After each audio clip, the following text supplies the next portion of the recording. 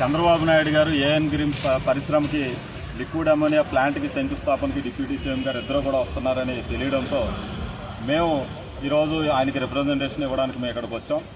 మేము గత సంవత్సరంన్నర నుంచి కూడా ఏఎన్ గ్రీన్ పరిశ్రమలో యూరియా ఉత్పత్తిని ప్రారంభించాలి, యూరియా ఉత్పత్తిని ప్రారంభించి ప్రత్యక్షంగా 3,000 మందికి మళ్ళీ తిరిగి ఉపాధి కల్పించాలి, పరోక్షంగా 10,000 మందికి ఉపాధి కల్పించాలని చెప్పేసి మేము డిమాండ్ చేస్తూ ఉన్నాం. రాష్ట్రంలో రైతులు యూరియా దొరక పడిగాపులు కాస్తూ ఉంటే ఈరోజు యూరియా బ్రహ్మాండంగా రన్ అయ్యే ప్లాంట్ని ఉద్దేశపూర్వకంగా దాన్ని ఆఫ్ చేయించి ఈరోజు లిక్విడ్ అమోనియాగా కన్వర్ట్ చేసి ఈరోజు ఒక అన్లిస్టెడ్ కంపెనీ, రేపు కనుక కంపెనీ వాళ్ళు leadership company board of directors కూర్చుని కంపెనీ క్లోజ్ అంటే క్లోజ్, దాన్ని అడిగే దిక్కే లేదు ఈరోజు అన్లిస్టెడ్ కంపెనీకి.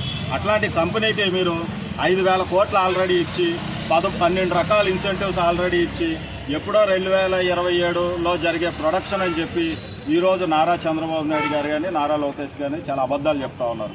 8,000 మందికి ఉద్యోగాలు ఇస్తారా, మీరు మాకు రాసి ఇవ్వగలరా? ఈ పరిశ్రమలో 8,000 మంది ఉద్యోగాలు వస్తాయని ఈరోజు ఈ లిక్విడ్ అమోనియా తయారు చేసి షిప్ ద్వారా ఎక్స్పోర్ట్ ద్వారా వెళ్ళిపోయేదానికి 300 మంది 400 మంది చాలు. కాబట్టి ఇట్లాంటి మాటలతో ప్రజల్ని మీరు మోసం చేయలేరు. కాబట్టి మేము లిక్విడ్ అమోనియాకు వ్యతిరేకం కాదు, మీరు పెట్టుకోండి, కానీ యూరియా ఉత్పత్తి కూడా చేయాలా. ఆల్రెడీ 2,000 మంది కార్మికులు, జట్టు కార్మికులు ఆల్రెడీ ఉపాధి కోల్పోయి రోడ్డు మీద ఉంటే వాళ్ళు పట్టించుకునే దిక్కు ప్రభుత్వం పట్టించుకోలేదు, లోకల్గా నానాజీ గారు పట్టించుకోలేదు. ఒకరోజు నానాజీ గారి దగ్గరికి వెళ్తే రూరల్ ఎమ్మెల్యే గారి దగ్గరికి ఆయన ఏమన్నాడంటే అయ్యబాబాయ్ పవన్ కళ్యాణ్ గారు ఏఎం గ్రీన్ జోలికి వెళ్ళొద్దని చెప్పారంట.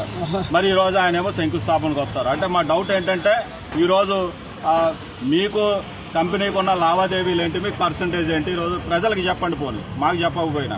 కాబట్టి ఇట్లాంటివి కనుక మీరు చేస్తూ ఉంటే మేము చేతకాని వాళ్ళగా మేము చూస్తూ